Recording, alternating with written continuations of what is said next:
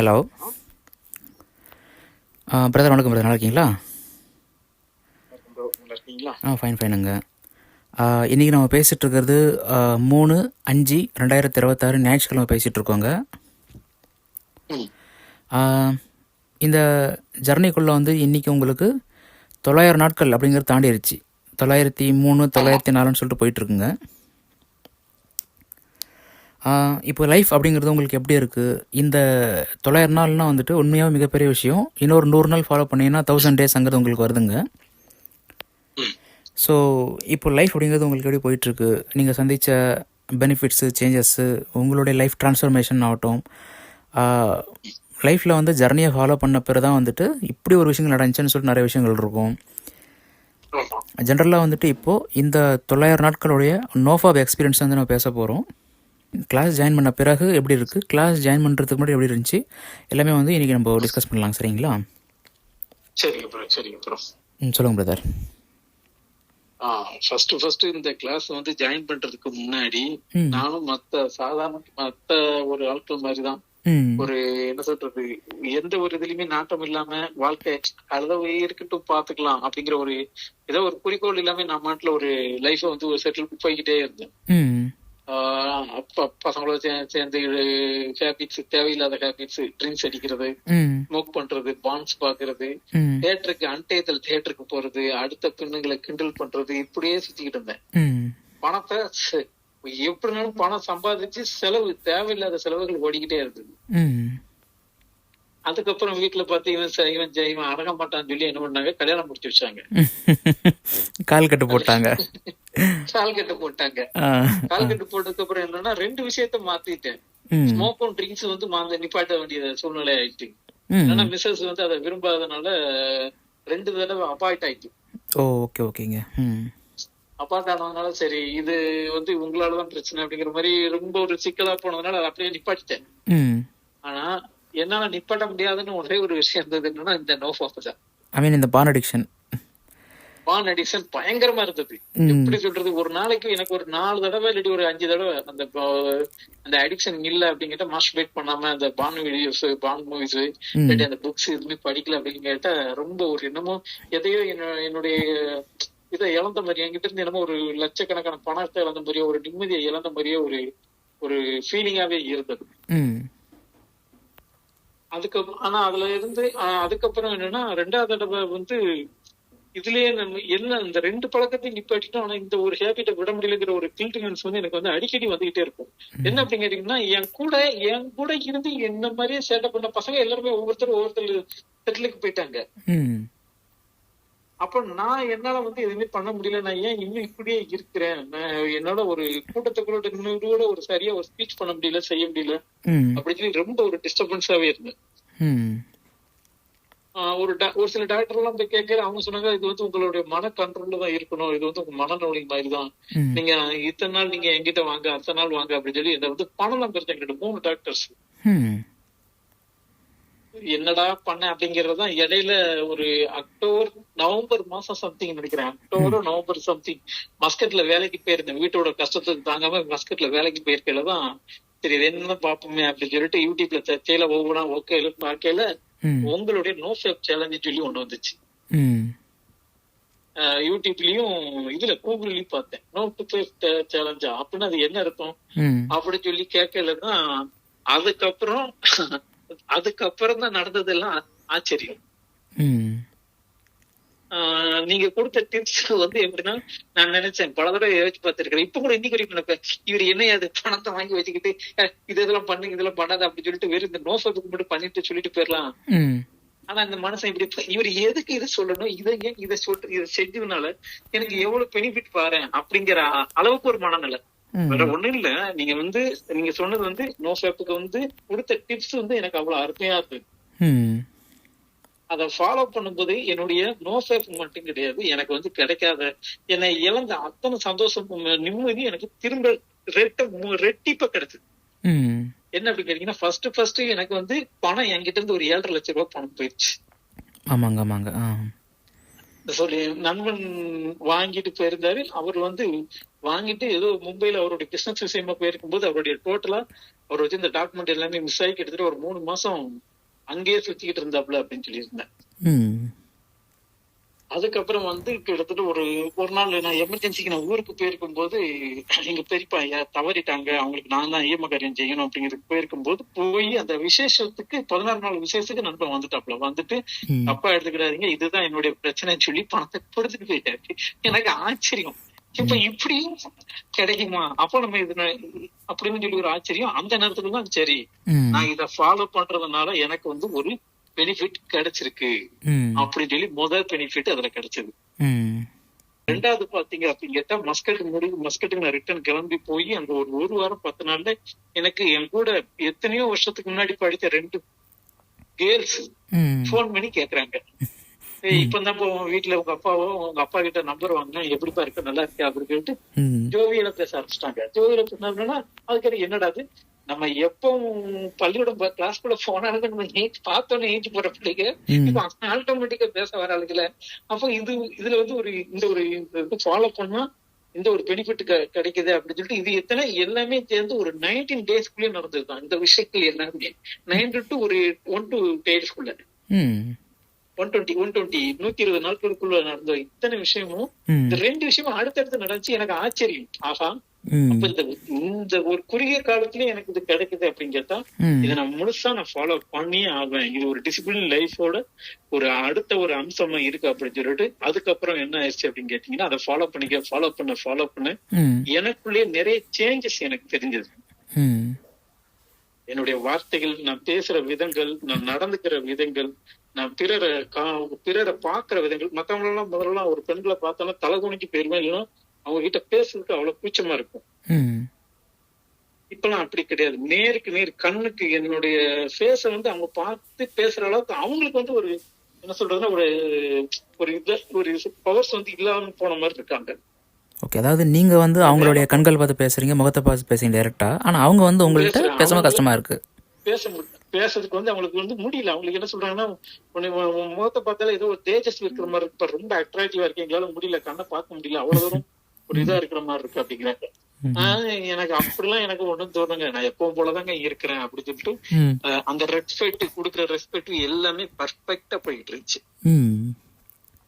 அதுக்கப்புறம் மஸ்கட்ல இருந்து விசா முடிஞ்சு நாட்டுக்கு வந்தேன். நாட்டுக்கு வந்த உடனே என் ஒய்ஃப் வந்து ஒரு சின்ன பதட்டம், அவங்களுக்கு தாங்க முடியல. மஸ்கட்டுக்கு போறதுக்கு முன்னாடி இருந்த மனுஷன் இவரு கிடையாது அப்படிங்கிற அளவுக்கு நான் ஒண்ணுமே செய்யல. தெரியும் நான் எதுவுமே செய்யல. நான் ஒரு என்ன சொல்றது, ஒரு சாமியை கும்பிடுறதோ இல்லாட்டி ஒரு இதா பண்றதோ செய்யறது எதுவுமே கிடையாது. சர்வ சாதாரணமா இருந்தேன். என்ன இந்த நோஃபப் ஜேர்னிய நான் ஃபாலோ பண்ணல. நோஃபப் சேலஞ்ச இன்னைக்கு வரைக்கும் நான் வந்து ஃபாலோ பண்ணிக்கிட்டு இருக்கிறதுக்கு காரணம் என்னன்னா, எனக்கு கிடைத்த அற்புதமான விஷயங்கள்ல நிறைய. சொன்னாங்க, இப்போ என்ன நீங்கள் வந்து ஃபாரின் போனீங்க இல்லையா, நீங்கள் ஃபாரின் போயிட்டு அங்கே தான் நோஃபப் ஜர்னி ஆரம்பிச்சிங்களே, இந்தியாவில் இருக்கும்போது ஆரம்பிக்கலிங்க, ஃபாரின் போயிட்டு அங்கே தான் கால் பண்ணீங்க, கிளாஸ் ஜாயின் பண்ணீங்க, ஃபாலோ பண்ணீங்க, ஓகே. பட் எத்தனை நாள் ஜர்னியை ஃபாலோ பண்ணிட்டு அதுக்கப்புறம் இந்தியாவுக்கு வந்தீங்க நீங்கள்? அப்போ கரெக்டா எனக்கு வந்து நான் நவம்பர்ல ஜர்னி ஃபாலோ பண்ணேன். நவம்பர், டிசம்பர், ஜனவரில ஊருக்கு வந்து எமர்ஜென்சியா அந்த ஓகே ஓகே எமர்ஜென்சியா ஜனவரியில வந்துட்டு ரிட்டர்ன் போனேன். மறுபடியும் அதுக்கப்புறம் அந்த எமர்ஜென்சி எல்லாம் முடிஞ்சிட்டு ஒரு வருஷம் அங்கே இருந்து 2வது வருஷம் நான் ஊருக்கு வரும்போது என்னோட மிஸ்ஸஸ் கிட்டத்தட்ட 2025 போன வருஷம் ஊருக்கு போகும்போது என்னோட ஒய்ஃப் வந்து என்னைய பார்த்து அப்படி ஆச்சரியப்படுறாங்க. மாமா என்ன மாமா இப்படி இருக்கு அப்படிங்கிறாங்க. என்னப்பா அப்படிங்கிறேன், நீங்க என்னமோ உங்க முகமே ரொம்ப ஒரு பிரைட்னஸா இருக்கு, ரொம்ப ஆள் முதல்ல போகும்போது ஒரு என்னதோ மாதிரி போனீங்க, இப்ப ரொம்ப அட்ராக்டிவா இருக்கீங்க, என்ன ரீசன் எனக்கு தெரியாம யாரையும் செட் பண்ணிட்டீங்களா, தயவு செஞ்சு என்னை கை விட்டுறாதீங்கிற அளவுக்கு கை. நான் சொன்னேன், நான் ஒண்ணுமே செய்யலப்ப, நான் எப்பவும் போலதான் இருக்கேன், மேபி அங்க உள்ள சாப்பாடு இந்த கிளைமேட்டுக்காக கூட இருக்கலாம் அப்படின்னு சொல்லி அப்படியே நான் முடிச்சிட்டேன். போயிட்டு வந்துட்டு வீட்டுல இருக்கையில கொஞ்சம் கையில காசு வந்துச்சு, பணம் வந்துச்சு. சரி பணம் இருக்குது, வீட்டுல பெரிய ஆளுக்கு அப்பா அம்மா இருக்காங்க, எல்லாருக்குமே வீட்டுல குடும்பத்தோட எங்கேயும் போகணும் செய்யணும்னு கேட்டா ஜர்னி பண்ணதுக்கு ஒரு வண்டி வாங்கணும்னு சொல்லி ஒரு வண்டி ஒண்ணு எடுத்தேன். கார் எடுத்தீங்க? தான் எடுத்தேன். ஓகே, 2 வீலர்ல 4 வீலர் எடுத்தீங்க?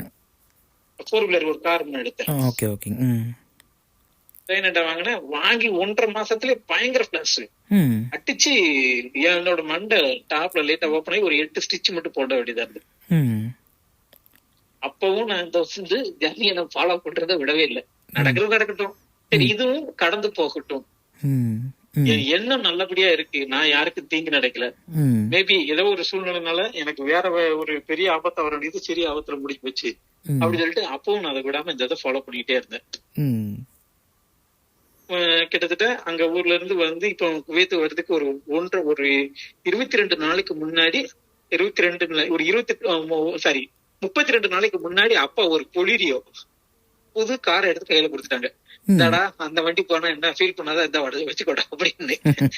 ம், இப்ப நான் இப்ப போன அந்த பழைய காருக்காக வருத்தப்படுறதா இல்லாட்டி வந்த புது வண்டிக்காக சந்தோஷப்படுறதா ம். நினைச்சேன். சரி இதுவும் கடந்து போகும், இந்த ஜர்னில இதுவும் என்ன சொல்றது, இதுவும் ஈவன் ஜஸ்ட் வில் பாஸ், அவ்வளவுதான். இதுவும் கடந்து போகும், எதையுமே வந்து நமக்கு வந்து நிரந்தரம் இல்லை ம், அப்படி நினைச்சு இந்த குவைத்துக்கு வந்து கிட்டத்தட்ட 4 மாசம் ஆயிட்டு. ம், ஒய்ஃப் வந்து 6 மாசம் ஒய்ஃப் பெர்கன்ல இருக்காங்க. அவங்க ரிப்போர்ட் வந்ததுக்கு அப்புறம் தான் கிளம்பியே வந்தேன். ம்ஹும். நீங்க சரி கிளம்பி போயிட்டு வந்துருவோம், ஏன்னா 2 குழந்தைகள் ஆயிடுச்சு, இப்ப அடுத்து வந்து ட்வின்ஸ் கிட்ட டாக்டர் கிட்ட சொல்லிட்டு இருக்கிற மாதிரி இருக்கு அப்படிங்கிறாங்க. ம், அப்ப பொருளாதார அளவுல நம்ம மீண்டும் பின்தங்கி மறுபடியும் பழைய இதை பேரக்கூடாது ம், அப்படின்னு சொல்லிட்டு போன தடவை மஸ்கட்ல இருந்ததை விட இந்த வட்டம் குவைத்துல கொஞ்சம் ம். என்ன சொல்றது கொஞ்சம் நல்லபடியா நான் போயிட்டு இருக்கிறேன். சூப்பருங்க. ரைட்டுங்களா? ம், ஆனா இன்னைக்கு வரைக்கும் ஆச்சு, நான் இடையில நான் நினைச்சு பார்க்கிற 3 விஷயம், ஒரே ஒரு விஷயம் தான். ம். என்னுடைய இந்த இதை வந்து நான் ஃபாலோ பண்றதுக்கு முக்கிய காரணம், நான் இவ்வளவு தூரம் வந்ததுக்கு மெயின் காரணம் வந்து நீங்க தான். அதை வந்து நான் என்னைக்குமே நான் மறக்கவே மாட்டேன். ரொம்ப ரொம்ப ரொம்ப நன்றி. Thank you, First. தேங்க்யூங்க. ம், ம். ரைட்டுங்களா? என்னைக்குனாலும் சரி, இத்தனைக்கும் நம்ம 2 பேரும் முகம் கூட பார்த்தது இல்ல. ஆமாங்க. ஃபோன் கால் பேசிட்டோம். என் மேல இந்த நம்பிக்கைனால நீங்க எனக்கு சொன்னீங்க, உங்க மேல இந்த நம்பிக்கை நான் கேட்டேன். ம், என்னைக்குனாலும் சரி, இது அதே மாதிரி நான் சொல்றேன் ப்ரோ, ம். தயவு செஞ்சு இந்த இது வந்து என்னைக்குமே 2003 நாள் முடிஞ்சிச்சுல போதுங்க அப்படின்னு நிப்பாட்டிடாதீங்க.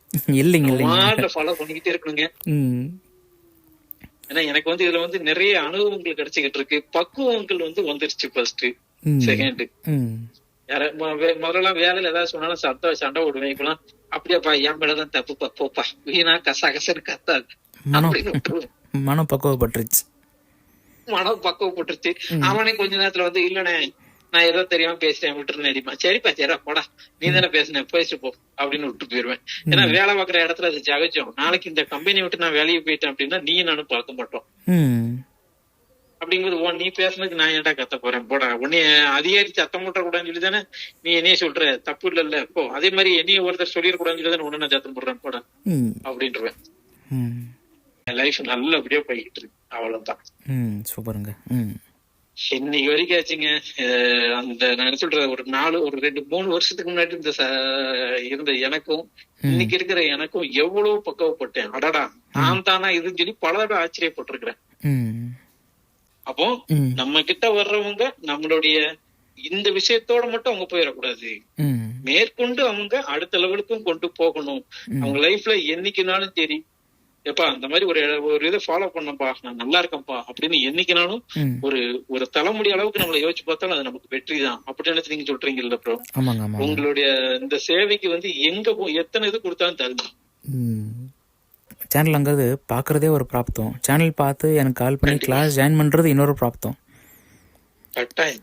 ஏன்னா நிறைய பேருக்கு சேனல் தெரியல உண்மையாக. இந்த சேனல் இருக்குன்னு நிறைய பேர் தெரியல உண்மையாக. இப்போ வரையும் பார்த்தீங்கன்னா திடீர்னு சொல்கிறாங்க இது எப்போ நீங்கள் ஆரம்பிச்சிங்க, எனக்கு இப்போ தான் சார் பார்க்க முடிஞ்சதுன்றாங்க.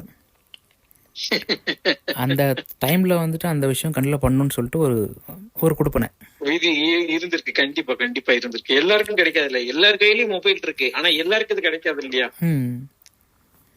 கரெக்டுங்களா? இவன் இந்த நேரத்துல இப்படிதான் ஒரு ஜர்னியை ஃபாலோ பண்ணணும்னு சொல்லி அங்க மேல உள்ளவர் தானே எழுதி வச்சிருக்கணும். கரெக்டுங்களா? ஆமாங்க, ஆமாங்க. அப்படி இல்லைன்னா எப்படி அவங்க கஷ்டப்படுறவன் இன்னைக்கு வரைக்கும் ஆச்சு எத்தனையோ பேர் இன்னும் மாஸ்டர்பேட் பண்ணிட்டு தான் இருக்கிறாங்க. அதுல இருந்து வெளியில வர முடியாம தவிச்சுக்கிட்டு இருக்கலாம். நம்ம இதுல ஃபாலோ பண்ணோம் அப்படிங்கிட்டா சில விஷயங்களை வந்து தியாகம் பண்ணாதான் சில இதை வந்து நம்ம வந்து சக்சஸ் பண்ணி அடைய முடியும். அதே நேரத்துல இதுல வந்து நம்ம வந்து எனக்கு வந்து சக்சஸ் தான் வேணும்னு சொல்லி இதை வந்து எதிர்பார்த்துக்கிட்டே இருக்க கூடாது.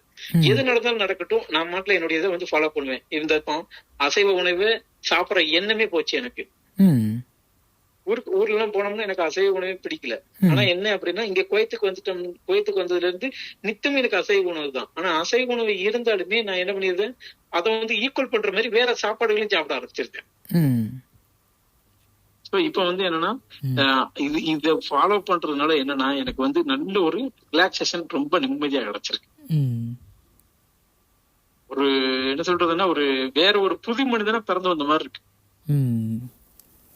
நல்ல ஒரு எந்த ஒரு இதுலயுமே ஒரு டார்கெட் வைக்கிறேன் அப்படிங்கிட்ட அந்த டார்கெட்டை அச்சீவ் பண்ணணும் அப்படிங்கிற ஒரு இதுல வந்து ஃபோக்கஸ் ஃபர்ஸ்ட் நல்ல ம். ஒரு ஃபோக்கஸ் கிடைக்கும். இதை தவிர்த்து வேற எதுலயுமே வேண்டாம் அப்படிங்கிற ஒரு ஃபோக்கஸ் நல்லபடியா கிடைச்சிக்கிட்டு. ம். உங்க இதை ஃபாலோ பண்ண எனக்கு வந்து நிறைய பெனிஃபிட் தான் கிடைக்க தவிர ஒரு என்ன சொல்றது பெனிஃபிட் கிடைக்கல. அதே நேரத்துல எக்கறத கூட இதை நிப்பாட்டணுங்கிற ஒரு இது இல்ல. என்ன ஆயிரப்போது பார்ப்போமே, அது என்ன நடந்துருது பார்ப்போம். ம். சரி, ஓகேங்க. அதாவது ஃபைனலி இந்த ஆன்லைன் கிளாஸ் கலந்துக்கிட்டது அப்படிங்கிறது வந்துட்டு உங்களுக்கு யூஸ்ஃபுல்லாக இருக்குங்களா? ஏன்னா உங்கள் ரியல் லைஃப் அப்படிங்கிறது வந்துட்டு ரொம்ப ரொம்ப ரொம்ப ரொம்ப யூஸ்ஃபுல்லா இருக்கு ப்ரோ. ம். ஆமா, எனக்கு வந்து இது ரொம்ப ஒரு பெனிஃபிட்டா தான் இருக்கு. எக்காரணம் கூட இதை நிப்பாட்டணுங்கிற ஒரு எண்ணம் எனக்கு துளியரும் வருது. நீங்க சொன்ன டிப்ஸுகளை ஃபாலோ பண்ணாலே ம். போதும். அதை ஃபாலோ பண்ணிக்கிட்டே இருக்கிறதுனால எனக்கு நல்ல ஒரு பெனிஃபிட் வந்துகிட்டே இருக்கு. ம். ஆனா என்ன அப்படின்னா இன்னொன்னு என்னன்னா பெனிஃபிட் வருங்கிறதுக்காக நான் ஃபாலோ பண்ணல. நான் இதை விட்டு வெளியே போகணும் ம். அப்படிங்கிறதுக்காக அதை ஃபாலோ பண்ணதை விட எனக்கு இதை செஞ்சா இவ்வளவு கோடி பணம் கிடைக்கும், அத்தனை பேர் வருவாங்க, இத்தனை பேர், எந்த ஒரு இதுவுமே எனக்கு எந்த ஒரு அவேர்னஸ் இல்லாம தான் நான் வந்தேன். ஆனா வந்ததுக்கு அப்புறம் எவ்வளவோ எனக்கு நிறைய கிடைச்சது, ம். நிறைய வந்துச்சு, நிறைய போச்சு. நான் அதை ஃபீல் பண்றது இல்லை. சரி, okay, even just will pass. இது எல்லாமே வந்து உலகமே ஒரு மாய உலகம், அவ்வளவுதான். ம். சரி, ஓகேங்க. ஸோ கிளாஸில் வந்து கலந்துக்கிட்டீங்க, ஃபாலோ பண்ணிட்டு இருக்கீங்க, ரொம்ப சந்தோஷம். தொடர்ந்து வந்துட்டு டேஸ் கவுண்ட் ஒன்று போட்டுனே வாங்க. சரிங்க ப்ரோ, சரிங்க ப்ரோ. சரி, ஓகே பிரதர். நன்றிங்க. ஓகேங்க. சரிங்க. ரொம்ப ரொம்ப நன்றி ப்ரோ, ரொம்ப நன்றி. நீங்க எதுனாலும் நீங்க தயவு செஞ்சு சொல்லுங்க, ஓகேங்களா? கண்டிப்பாக கண்டிப்பாங்க.